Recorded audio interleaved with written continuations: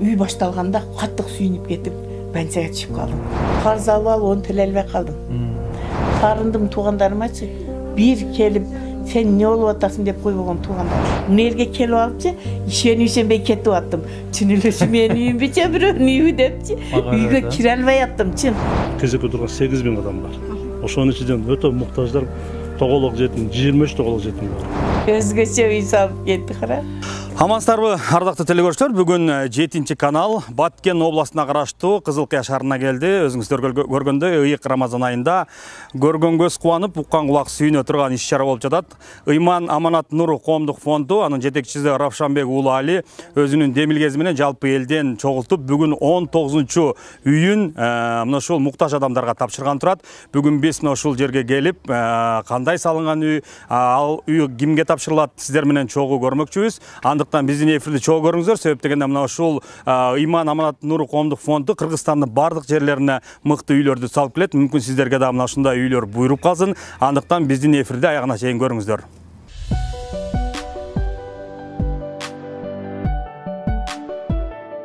Мына урматтуу телекөрүүчүлөр, азыр сиздер менен чогуу мына ушул 19 тапшырыла турган үйдү чогуу көрмөкчүбүз. Бул үйдү мен өзүм ала тургандай эле сүйүнүп турам. Ичине кирсек жарык. Ошондуктан бул үйдүн ичин сиздер менен чогуу биргеликте көрсөк.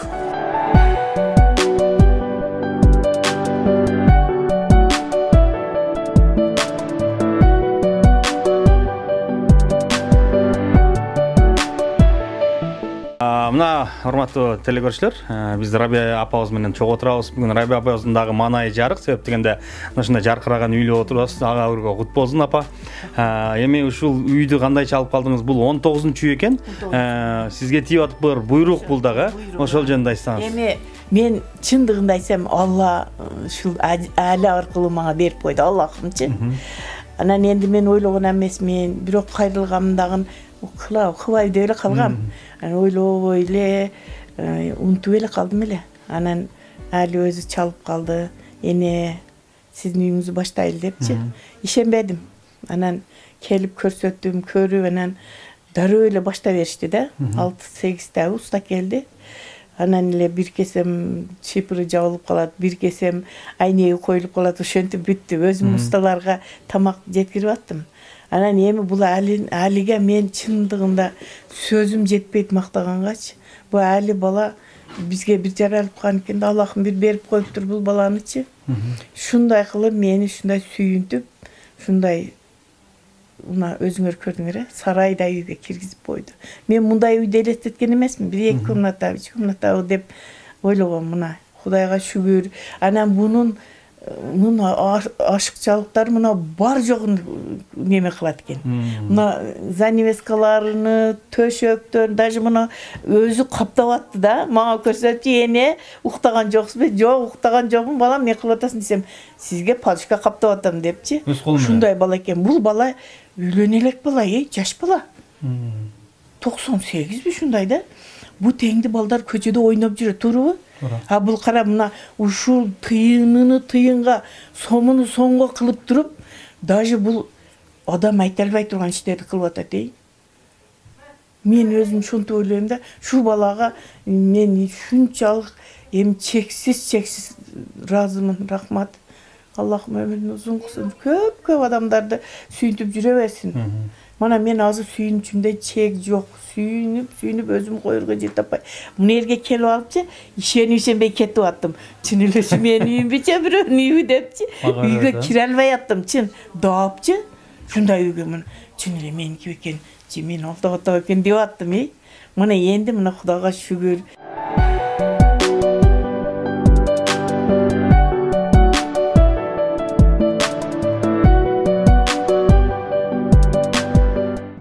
Биринчи үй башталганда каттык сүйүнүп кетип, больницага түшүп калдым. Давлением 220-га чыгып кетти. 2 күн реанимацияда жаттым. 5 күн аппаратта жаттым, демел албай калдым да. Үй алат сүйүнгөн. Али үйдү баштаганда катуу сүйүнүпмүн да. Анан өзүмдү өзүм уруштум. Кой эми, үйдү эми көрдүңбү? Ушул үй насип кылбасын деп анан өзүмдү успокоить этип, 12 күн жатып чыктым. Кесем айтты, конфеттерин көтөрүп келди. Эне, келдиңиз больницадан, эттерин алып кептир. Мына сизге Alıp geldim dep. Hani onu görüp bir iladım. Onu yerde oturup dua verdim, oturup alıp büteyin dep kalgan edi şonda üçü. Kara bu balаны men mактап, rahmatımı aytıp sözgө жеткизе албайм. Şunçalık жақсы. Murda үйüm бар болчу. Үйлүү эле жүргөм, жакшы эле. Анан энди ар кандай немелер болуп экен да адамдачы. Мына путум ооруп калды, баса албай калдым. Анан операция кылдырганы бардым. Барсам, муну эриңизге бир неме коебуз деди. Жумабековдун өзүгө бардым.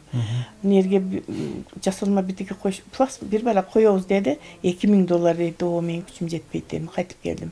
Кайтып келсем менен чындап эле балдак менен басып жүрөм да путум вообще баса албай калдым. Анан корктум. Баса албай калсам кандай болот экен деп анан ана үй менин үйүмө да саттым ошону үйдү. Анан onu neme satmadım dedi karz aldım da anan karz alıp onu төлөй албай kaldım. Төлөй албай kalып анан кийин сатып бердим. Сатып анан эми ойлодум да ой эле бүткөн эле дагы бир нерсе кылып деп үй алып алам да десем үй ала албай калдым, үй сала албай калдым, кымбатчылык болуп кетти го. Өзүмдү бага албай калдым дажычы. Анан onu мен айттым, bunday жашоодо мен жашай албайт экенмин. Эми өлүп калсам кайтан көмөт экен деп ойлодум. Оюң ар нерсе келет экен, карып калдым эми. Кандай болот экенмин десем, анан бирөө айтып, шундай фонд бар экен, бир кайрылып көрбөйсүң деди да. Анан кайрылып көрдүм. Майли очутка кое эле деди.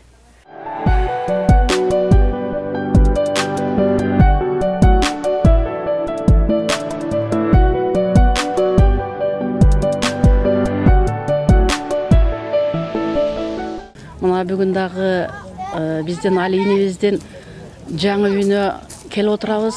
Бул үй Равияжеге арналыптыр. Эженин биринчи салынбаган мезгилдеги үйүн деле баарыбыз көрдүк. Сиздер дагы көрөсүздөр.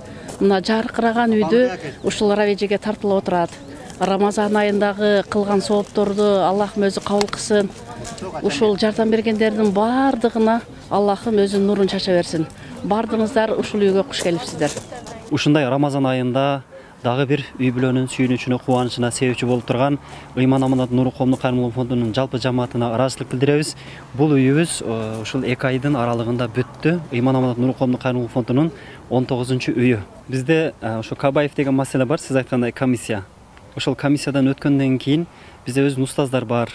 Ошолор менен кеңешип, амрохум шурра байнохум дейт, өз ишин кеңешип чечкендер дейт Аллах таалам. Ошол кеңешип чечилген иште Аллах тааламдын жардамы бар экен. Устаздар менен кеңешип ушул эжебизге дагы жалгыз бой эне болгондугу үчүн, ибадатка эне болгондугу үчүн, дайыма дуада болгондугу үчүн ушул энебизди тандап, ушул энебиздин дагы сүйүнүчүнө, кубанычына себепчи бололу деп, ушул жалпы жамаат менен бисмилла деп Аллах тааламдын аты менен баштап аракет кылдык. Мына Кудай буйруса, дагы энебиздин сүйүнүчүнө, кубанычына себепчи болуп олтурабыз, машалла.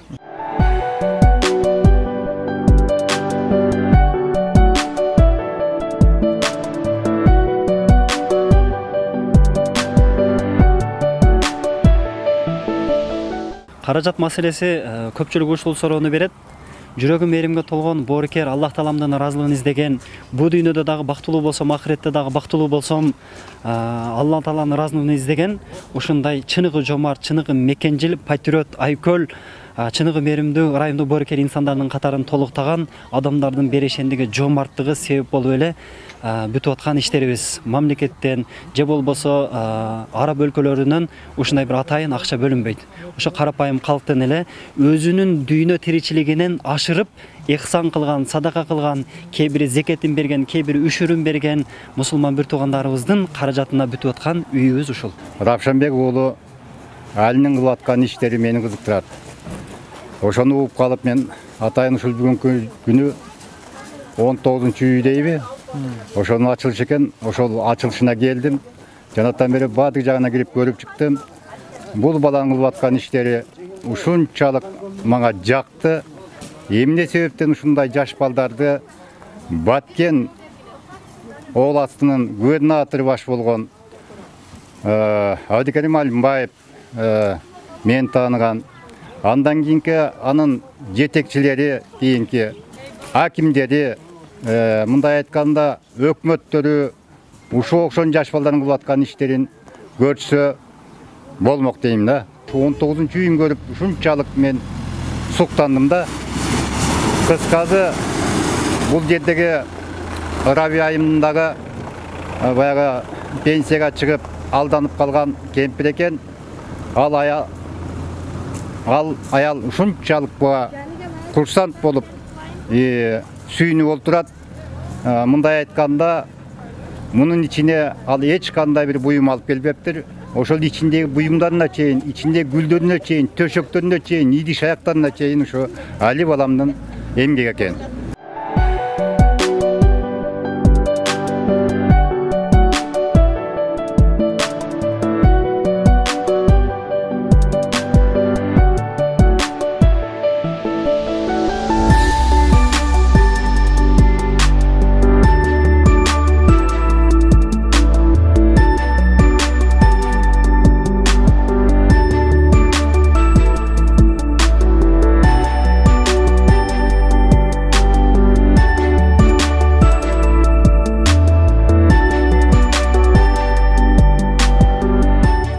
Рамазан айында жакшы бир иш-чаранын үстүндө турабыз. Мынакей биздин эжебиз бул жерди ушу комиссиянын төрагасы болуп, участканы мен алып бергенмин.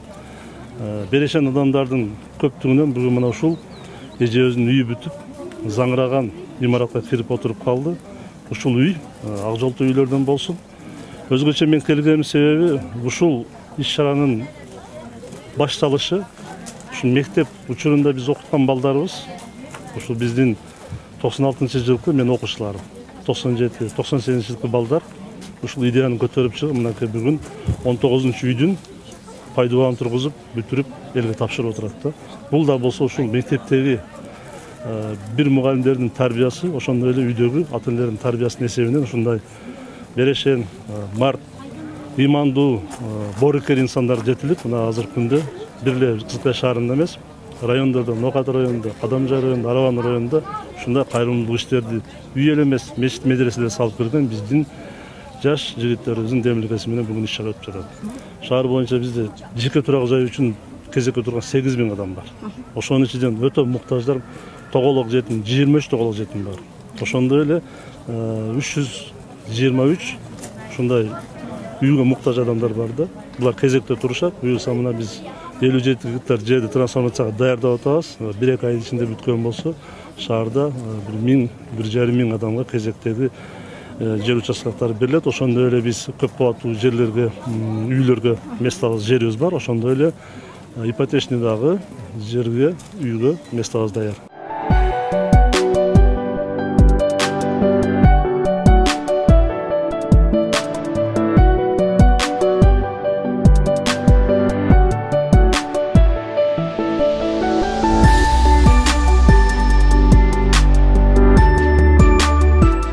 Башка бирөөлөр сал берип атат окшойт. Может, чоңдор депутаттары деппин. Депутаттарынан тыйнам чыкпайт экен. Бул бала өзү ушундай бала экен да. 17-үйүнгө көргөнү барын, 9-үйүнү көргөнү барын, 18-де бара албадым. Жакын жерлерге барып көрүп аттым да. Көрүп көзүм күйүп атты. Раса сону кылып сал берди. Мага ушундай кылып сап бере экен деп аттым. Анан кийин мага келгенде совсем башкача болуп кетти. Өзгөчө үй салып кетти кара. Туугандарымды чакырбадым. Менде жакын тууганам жок. Анан тарындым туугандарымачы.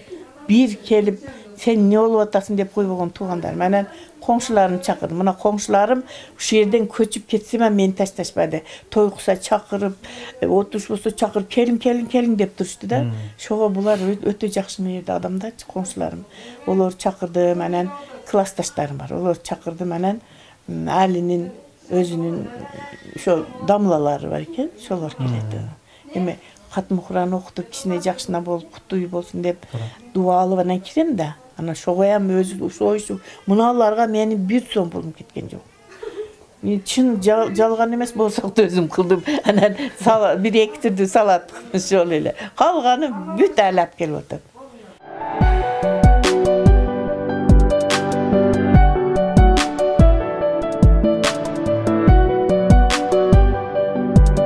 Урматтуу мусулман бир туугандарым, Ушундай улуу Рамазан айында алакан жайып Аллах таалама жалынып жалбарып дуа кылабыз. Аллах таалам дал ушул ыйык Куран түшүрүлгөн Рамазан айынын урматына, ыйык Курандын урматына, пайгамбарыбыздын урматына, Аллах таалам өзүнүн улуулугунун урматына, өзүнүн улуу аршынын урматына эли журтубузга тынчтык, амандык, өнүгүү өсүү берсин. Биздин Кыргызстан мамлекетибиз дагы өнүккөн Япония ошого окшогон өнүккөн мамлекеттердин катарына кошулганга Аллах таалам мүмкүнчүлүк берген болсун. Кыргызстанда ар бир мусулман бир туугандарыбыздын үй бүлөсүндө ушундай Аллах тааламдын колдоосу, Аллах тааламдын сүйүүсү, пайгамбарыбыздын сүйүүсү, Аллах тааламдын дини, Аллах тааламдын шариаты, Аллах тааламдын Кураны болсун. Пайгамбарыбыздын ар бир үммөтүнүн үй бүлөсү дүйнө жана ахиретте толук бактылуу болсун иншалла.